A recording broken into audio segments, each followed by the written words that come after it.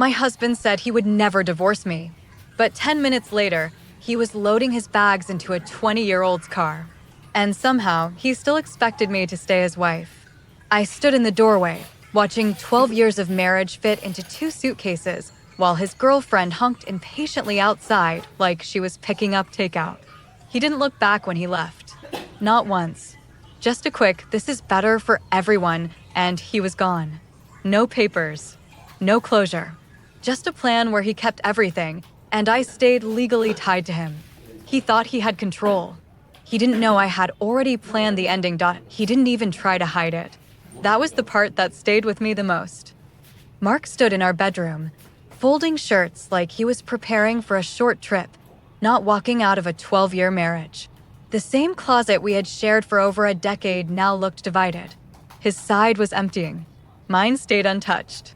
"I'll come back for the rest later," he said, not looking at me. His voice was casual, controlled, like this was a conversation we had already finished. I leaned against the door frame, arms crossed, watching him move. "You said you weren't divorcing me." "I'm not," he replied quickly. Too quickly. That would just complicate things. Complicate. The word felt deliberate. He zipped up his suitcase and finally looked at me. "This way is cleaner. You stay here. Keep the house. I'll take care of my expenses somewhere else." "Somewhere else," I repeated.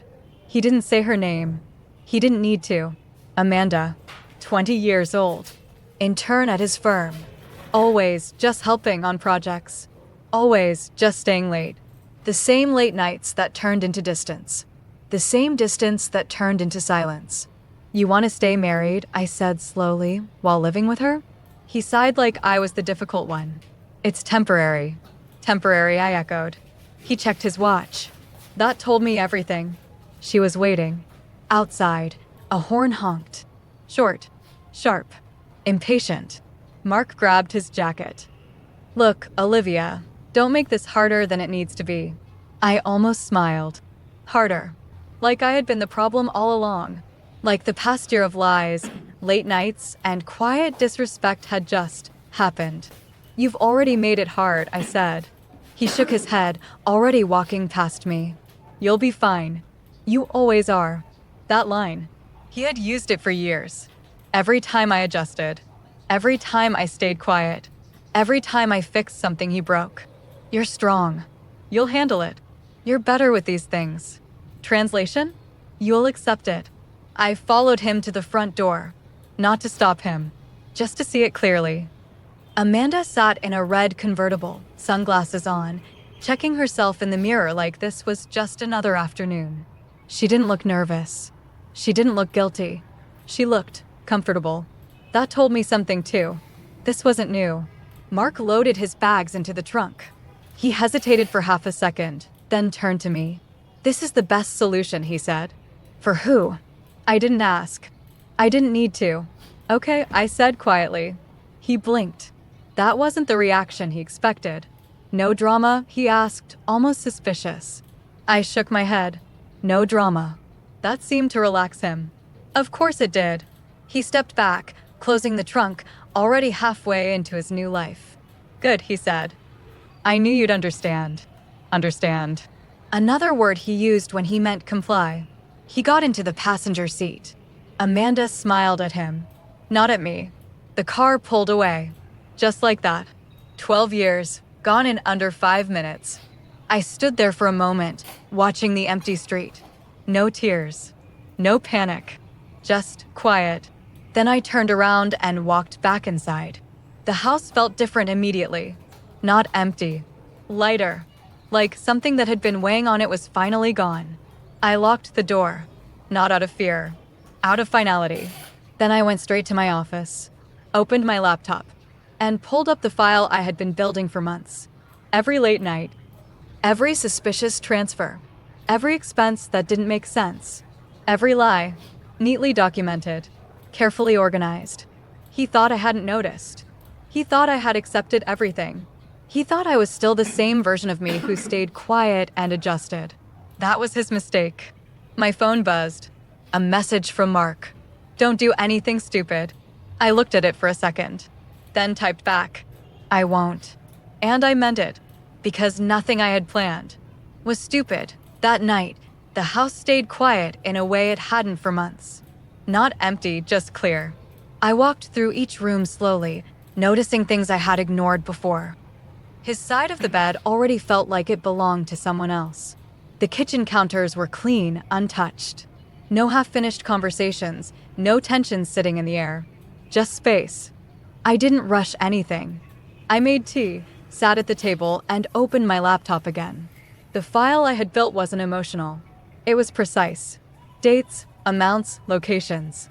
Transfers that didn't match his salary. Hotel bookings tied to nights he claimed to be at work. Payments made to accounts that didn't belong to us. Amanda's name appeared more often than it should have. Quietly.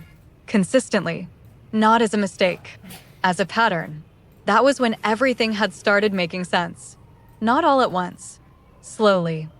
The way truth usually does when you stop ignoring it. I remembered the first time I saw a charge that didn't fit. A small one. Easy to overlook. I had asked him about it casually. He smiled, said it was a work expense, and changed the subject. I didn't push. I rarely did. But I didn't forget either. From that point on, I started noticing more. Not confronting, just observing. Saving copies. Taking screenshots. Writing things down. At first, I told myself I was being careful. Later, I understood I was preparing. Not for revenge. For clarity. Because something in me already knew where this was going. A few weeks before he left, I had met with a lawyer. Quietly. No announcements. No drama. I didn't tell anyone. Not even my closest friend. I walked into that office with a simple question. What happens if your husband tries to leave without actually leaving? The lawyer didn't look surprised. He listened, reviewed the documents I brought, and asked a few questions. Calm ones. Specific ones.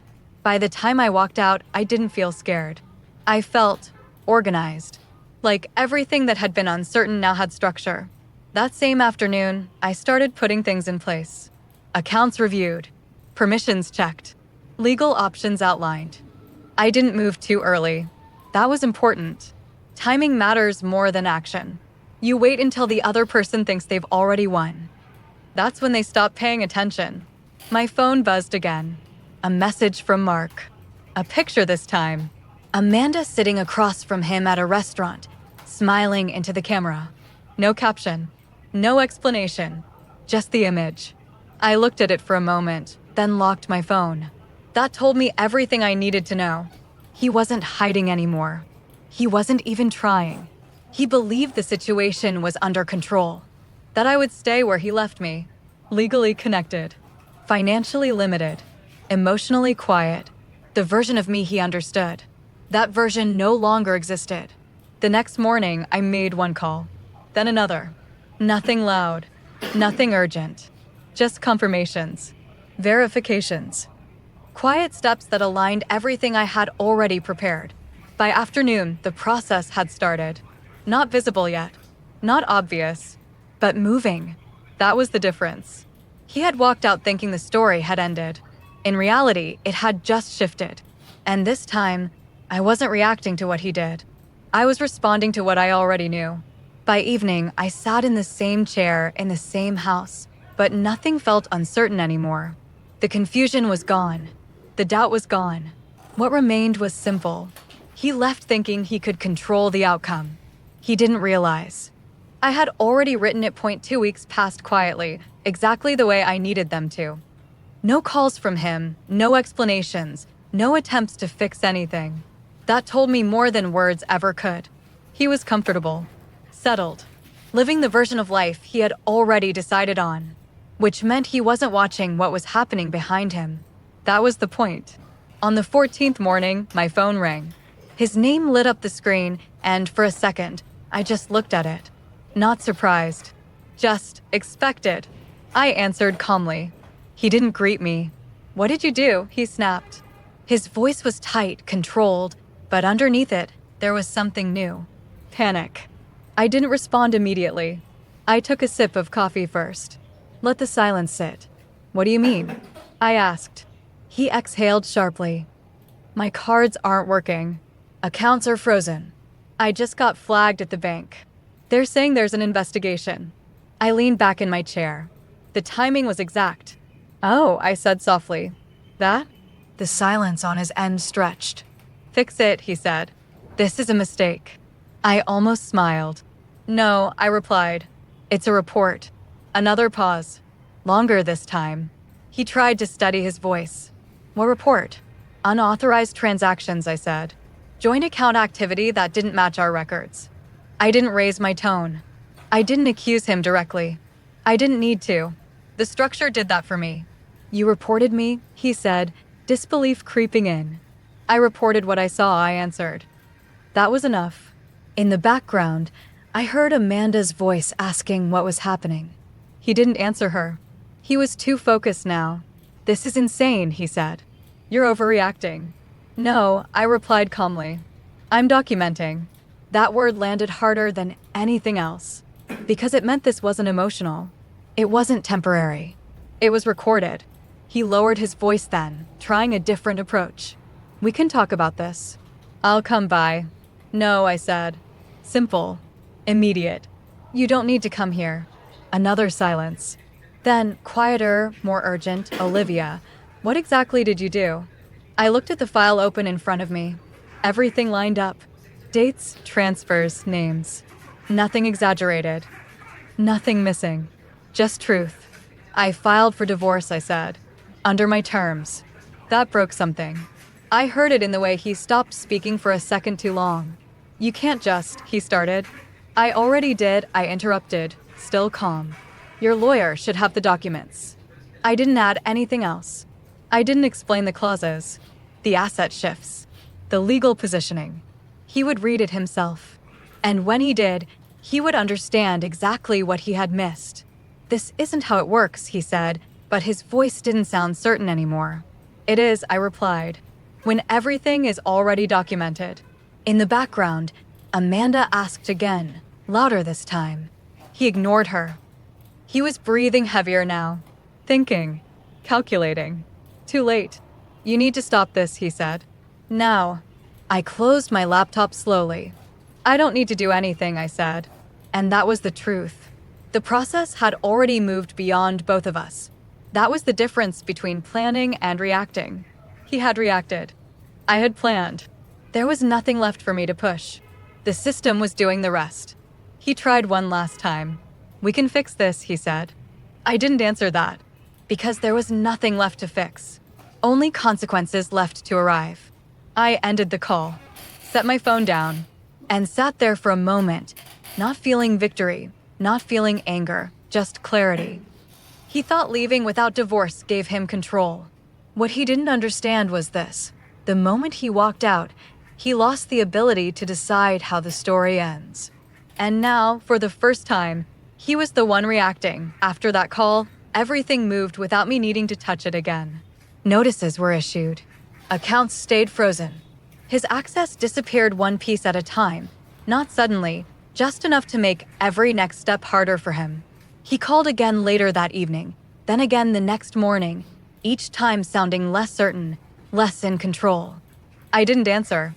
I didn't need to hear what he would say. I already knew the pattern. First denial, then pressure, then negotiation. But this time, none of it reached me. The process had moved beyond conversation. By the third day, messages started coming through his lawyer instead of him. Short, careful sentences asking for clarification, requesting adjustments, suggesting we resolve this quietly. I read them once and forwarded everything to my own lawyer without adding a single comment. That was the difference now. I wasn't managing the situation anymore. I had stepped out of it, and it was continuing on its own. A week later, I got the update. He had agreed to sign, not because he wanted to, but because he didn't have a position left to argue from. The evidence had done its work. The structure had done its work. The silence had done its work. He had tried to keep everything, his money, his reputation, his freedom, while leaving me behind as a legal backup. But the same decision that gave him confidence that night had taken it all away. His accounts were under review. His firm had opened an internal investigation. Amanda's father had seen the records. That part mattered more than anything else. Not because of emotion, but because of consequence. Within days, he was no longer at the firm. Amanda disappeared just as quickly as she had arrived. No messages, no explanations, just gone. That told me everything I needed to know about what their relationship had really been. Temporary, convenient, fragile. I didn't follow up. I didn't ask questions. I didn't look for updates. The information reached me anyway, through quiet channels, through people who had seen the shift happen in real time. By the time the final documents arrived, everything had already settled into place. The house was mine. The accounts were separated. The terms were clear. No confusion. No loose ends. I signed where I needed to, closed the folder, and placed it on the table. The same table where I had once waited for him to come home. For a moment, I stood there, not thinking about him, not thinking about what happened, just noticing the silence. It wasn't heavy anymore. It wasn't empty either. It was steady. Mine. My phone buzzed once more. A message from an unknown number. I didn't need to open it to know who it was. I deleted it without reading. Some things don't deserve a response. I walked to the window and looked out at the street. Everything looked normal. Cars passing. Lights turning on. People moving through their routines. Nothing dramatic. Nothing obvious. But everything had changed. He thought refusing divorce would keep me tied to him. What he didn't understand was this. The moment he walked away, he gave me everything I needed to walk away too. I didn't chase him. I didn't stop him. I didn't fight him. I let him leave. And then I let the truth follow him. I didn't need revenge. He had already lost everything.